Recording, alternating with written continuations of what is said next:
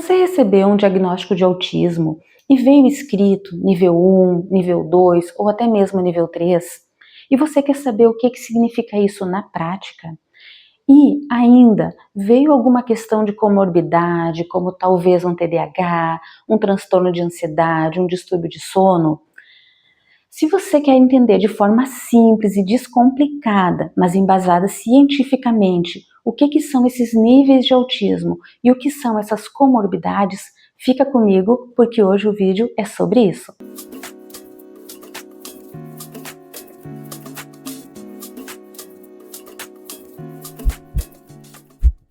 Eu sou a Fábia Lumertz, psicopedagoga, neuropsicopedagoga clínica, especialista em transtorno do espectro autista.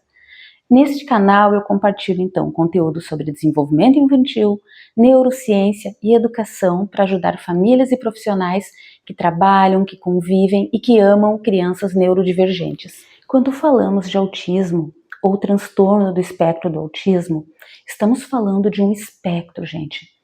Quando a gente fala de um espectro, a gente vai ter uma gama de intensidades e sintomas que se manifestam mais ou menos intensamente. E é aí que a gente fala dos níveis. Os níveis, eles estão tratando do quanto de apoio esse sujeito vai precisar, esse apoio externo, né, para que ele consiga, então, ter sua vida facilitada, conseguir transitar de uma forma menos difícil por esse nosso mundo. Além disso, desses níveis, então, que falam do quanto de apoio esse sujeito vai precisar e precisa, a gente vai ter também outras questões que podem estar associadas. Essas questões associadas, como por exemplo, um transtorno de déficit de atenção e hiperatividade, um transtorno de ansiedade, epilepsia, transtorno do sono, problemas gastrointestinais, essas questões que podem estar e muito comumente estão associadas ao TEA, essas são as chamadas comorbidades. Então, pessoal, continuando sobre os níveis, né? O nível 1, então, de autismo. O nível 1 de autismo, gente, ele trata do quanto de apoio essa pessoa precisa. Disso tratam os níveis, né?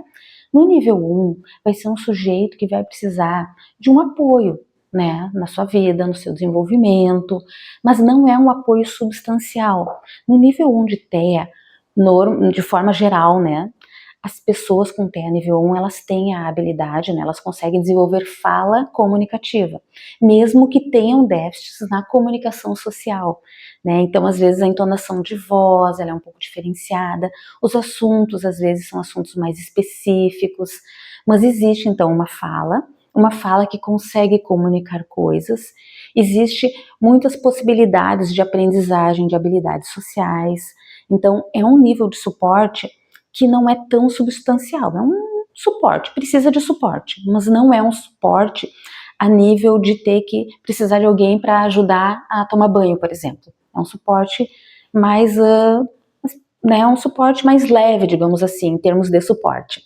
No nível 2, a gente vai ter um suporte substancial, né? No nível 2 de TEA, via de regra, né, claro que cada sujeito com TEA é um sujeito com TEA, mas no nível 2, via de regra, então, de forma generalista, são sujeitos que muitas vezes não desenvolvem a fala, a oralidade, né, a fala comunicativa, que tem algum grau de comunicação, claro, né, mas não é a comunicação oralizada, a comunicação que conta coisas, né, a comunicação da criança que chega em casa e consegue contar para sua família o que fez na escola. É uma comunicação limitada, é uma comunicação com poucas palavras, muitas vezes com o uso de comunicação alternativa, que em um outro momento a gente vai tratar dessa questão de comunicação alternativa, né, mas precisa de um suporte bem substancial, então, precisa de um suporte para andar na rua, muitas vezes de um suporte, se usa alguma medicação, precisa que alguém dê essa medicação, que alguém controle os horários, precisa de um suporte substancial, precisa de alguém que diga, hoje está frio, vamos botar roupa, né, comprida, hoje está quente, então vamos de bermuda para a escola, né, precisa de um suporte substancial, assim, bem maior, por exemplo, do que comparado com o suporte que uma pessoa com nível 1 precisa. E quando a gente chega no nível 3, aí sim, aí a gente precisa de um suporte muito substancial. Por isso que é nível 3. Os níveis, eles são relativos ao quanto de suporte esse sujeito precisa para estar, viver, né, e conseguir ter uma qualidade de vida nesse nosso mundo, que para o sujeito com autismo é muito inóspito, né, porque são muitos sons, são muitos cheiros, são muitas falas, né, são muitas questões que o processamento neurológico, sensorial, cognitivo do sujeito com autismo, que é um processamento bem diferenciado dos neurotípicos, esse nosso processamento, então, esse nosso funcionamento enquanto mundo, ele é bastante desafiador para o sujeito com autismo. E quando a gente chega no nível 3, esses desafios para todo esse sistema neurológico do sujeito com autismo, esses desafios, eles são muito importantes, assim, né? Então, o nível de suporte, de apoio que esse sujeito precisa, ele é realmente bastante importante. Importante, gente, a nível de precisar de alguém que ajude na escovação de dentes, mesmo quando esse sujeito já está maior. A nível de precisar de auxílio com o banho, com a comida, com a vestimenta, com a hora de dormir, né, com o brincar, com o todo, assim. Quando a gente chega no nível 3, a gente está tratando de um sujeito que precisa desse apoio, então, muito substancial para a sua subsistência nesse mundo. Então, é um sujeito que precisa de alguém que leve ele aos lugares, que fique com ele nos lugares.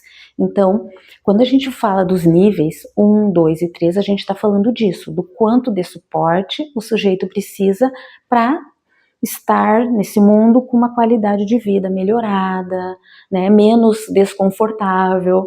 É nesse sentido que a gente fala. E acerca, então, de comorbidades, a gente está falando do que pode estar associado ao TEA. Então, a gente pode ter um sujeito com TEA com um distúrbio de sono associado. Claro que questões de sono podem ser inerentes à própria condição do TEA, mas quando é exacerbado, quando é uma questão assim, pode ser um distúrbio de sono associado à condição.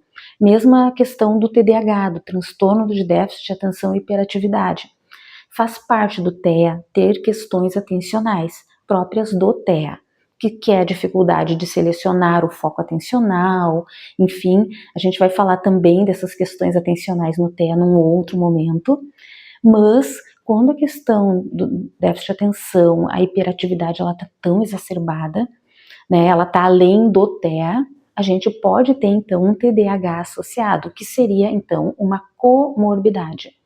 Além dos problemas gastrointestinais, também muito comumente associados ao TEA, distúrbios de ansiedade, também muito comuns no sujeito com TEA, especialmente por muitas vezes não entender os contextos, né? Ter um entendimento mais literal, ter um processamento auditivo, às vezes um pouco atrasado, enfim, diferenciado. Então a gente vai ter muitas características do próprio TEA que proporcionam, né? Que nos levam a questões de comorbidades associadas e que vão então fazer o nosso caso, aquele nosso sujeitinho com TEA, ter mais desafios ainda na sua jornada nessa vida. O autismo não é uma sentença, é uma forma diferente de ver, de sentir e de funcionar nesse mundo.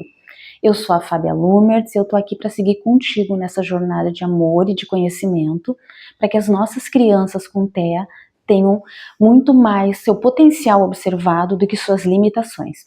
Até o próximo vídeo.